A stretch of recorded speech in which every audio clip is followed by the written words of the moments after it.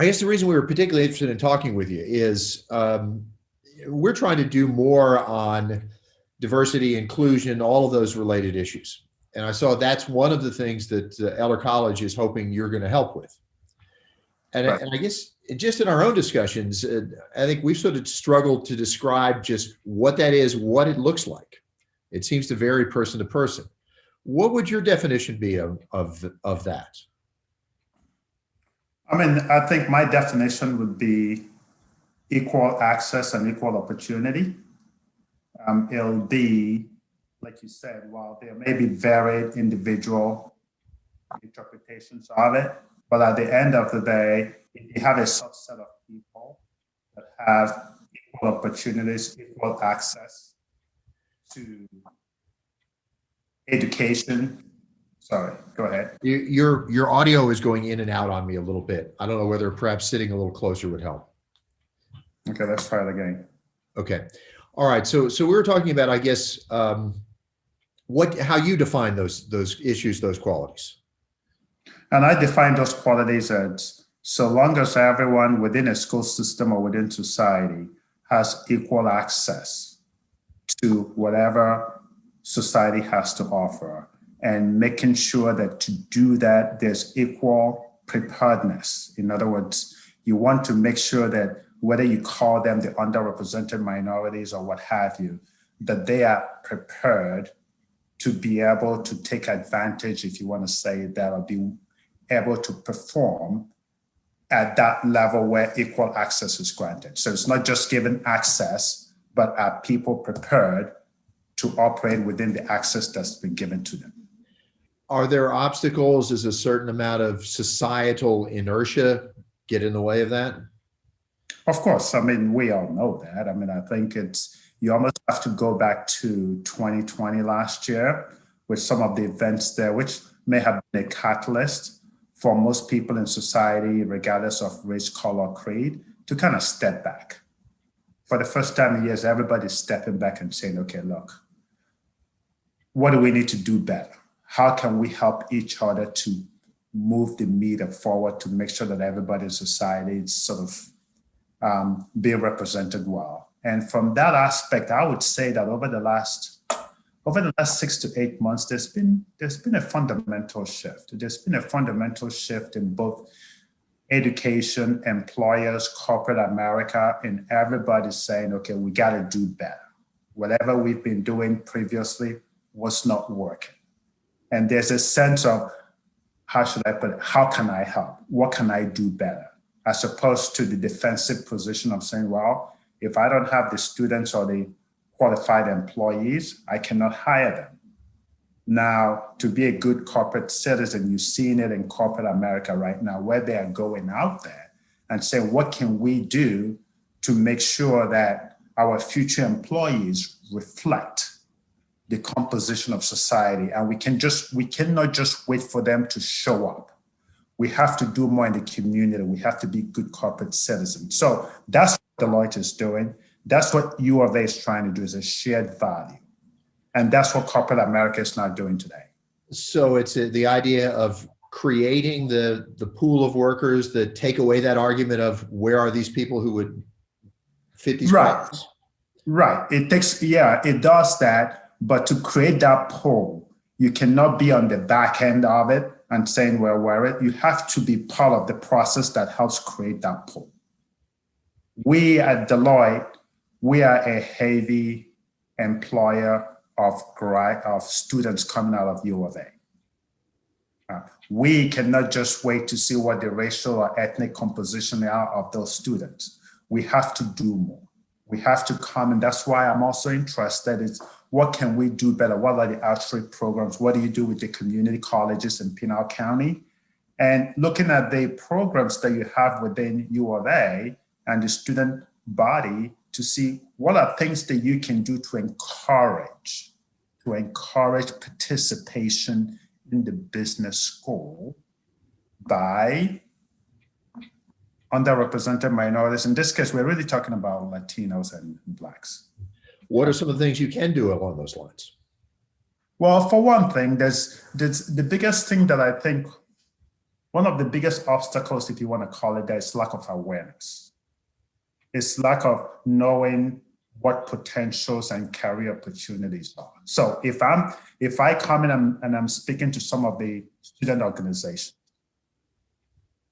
and making them aware of the different career prospects that they can have, making sure that they understand what potential careers could be in consulting, could be in advisory, could be in tax, could be in accounting and auditing.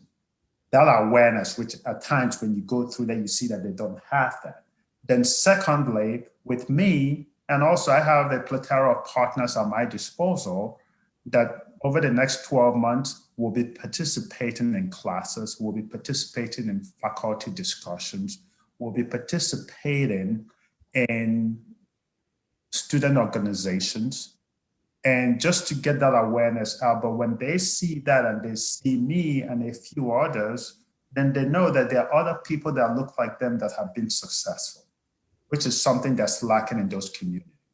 Is part of the challenge convincing students, perhaps at a very early age, yes, there's potential for me in this world?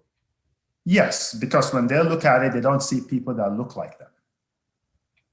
So it's the awareness that there are career options. Then secondly, that those can also be for you. It's not for a certain segment of society, it's for everybody in society. Once you kind of get that, then the next question they ask, if you get past the first two blocks, is okay, great, that's a good idea. Now, how do we do it? What do I need to be doing?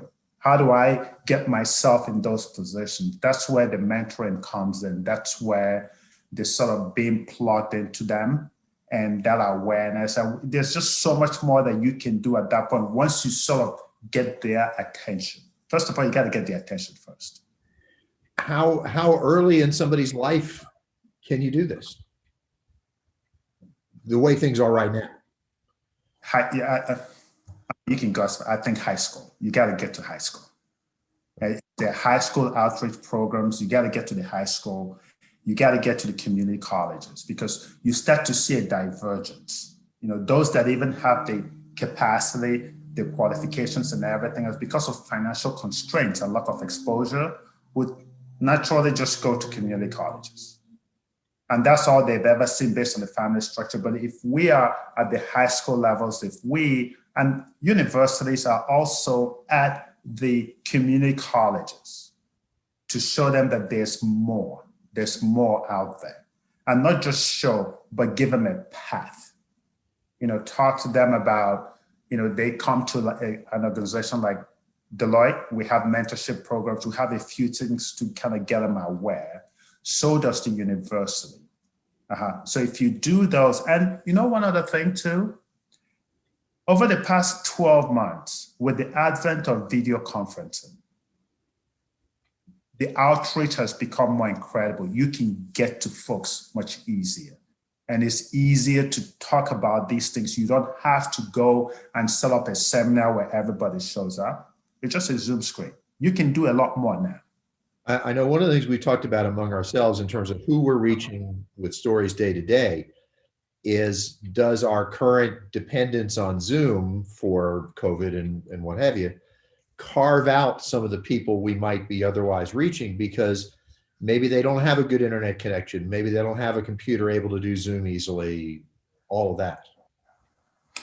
That's a valid consideration. But let's not, the advent of not so much as Zoom as it is smartphones. And it seems to permeate all segments of society, regardless of income levels. I mean, it's a communication tool. So it's not, there's some challenges there, but it's not as much as we think. Because again, if you go to a community college, you know what the student body looks like. If you go to a high school, you know that the problem you have is outside of those two groups, right? There's still others on the fringe that you're gonna have to try to get to. Now, I don't have the answers for that, but I know that a big fundamental change is instead of waiting for students to apply to universities, which means you're getting a very small sliver of them. It's you going out there and pulling in more from high schools and from community. That's a bigger pull. Now, is it everybody? No. But it's much bigger and much better than what we've been doing in the past as a society. Are there certain turning points in your own life and history where that sort of pulled you in the direction you are now? Opportunities that open, points where you had to say, well, yeah, this is an opportunity open to me. Not as much. Not as much. I'm the classic case of charging up the hill and making mistakes as you go, trying to figure it out. And that's why I'm doing this, because I don't think that's the best path. I think I could have used a little bit more guidance. I think I could have used a little bit more mentoring. I think I could have used a little bit more awareness of what my career potentials are, but I was just charging ahead as a personality trait. But you start to realize that if that's what we have to rely on our society for, for a certain segment of our society, then not many of them will come through. But if I'm starting to see the big difference, because when I see a young professional, a young student, what I see is myself. But I see myself now with more guidance, more mentoring, more awareness. And that's a big change right there. Sometimes people argue mistakes, but not fatal mistakes, are the best teachers. Yes, exactly. Some of them were a little bit, it wasn't fun when I was going through the eye of that storm, but it's sort of, yes, you cannot build on it, you cannot build on your mistakes, but you start to see realistically, and it's not a one person agenda. You start to see that there's a lot of universities, a lot of corporate America, society, people actually nowadays are willing to help, are willing to reach out and pull up. Our job now is to find the potential candidates where all of these other organizations, corporate citizens, are really willing to help. I mean, 20, 30, 40 years ago, you wouldn't have a big corporation just talking about, well, get some quote unquote underrepresented minorities. We have some programs. They can come in to our offices for a week, just awareness. Nowadays, you bring that up, I don't know any corporation that will say no to that. They'll be like, yes, let's do that. Do you worry that sometimes corporations will just get a ticket punch? Well, okay, we have X number of minorities. Great, we're done. Yes, that's natural. However, if a corporation is saying, well, X number of minorities, Arizona between the Blacks and Latinos, maybe it's like 30%, 40%, whatever. If they used to be at 2%, okay, fine. Now, do whatever you need to do to get it to 10%. If you need to check the box, well, let's check the box at a higher threshold, which is better than anything we've had before. And some of them, most of these corporations now have like community leaders. They have things and they understand the society is looking at them, and they will be called out on a check the box mentality.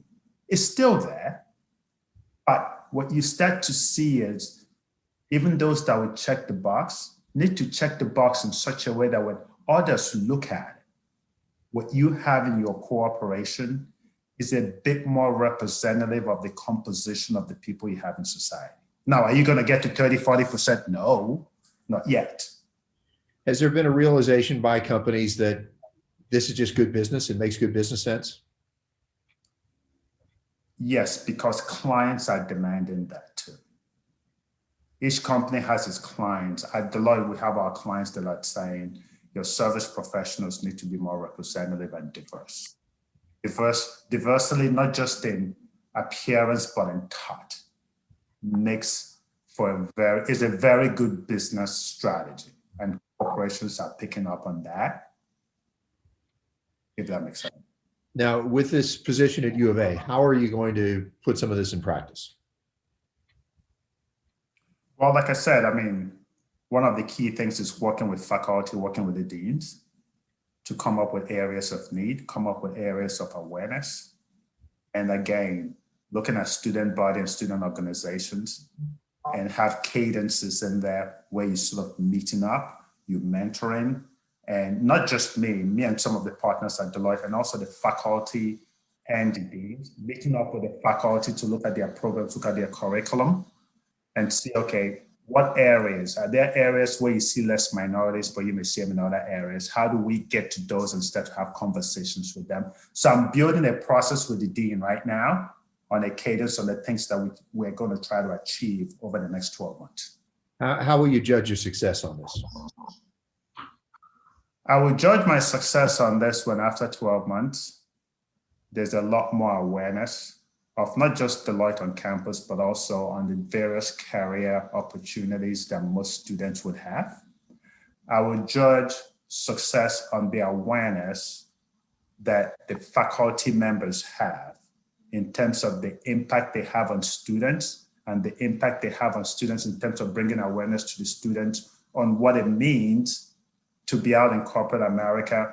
And let's talk about the future of work, because that's one of the things we need to kind of get through. Okay, how is that being embedded into your curriculum? Because now as employers, we are everybody's virtual, but I'm hoping that the students coming out have also had some training and some instructions on how to operate in the virtual world, because the traditional world does not exist. So those are some of the things that we need to be talking about. Those are some of the things that I need to bring some of my own specialists to the faculty to sort of make sure that what's been instructed to the students matches up with the expectations when they come out from a virtual standpoint. Well, I know the business world and the world in general has certainly been upended, and doing what we're doing right now is a good example of that. Exactly. But we all have to adjust to this reality.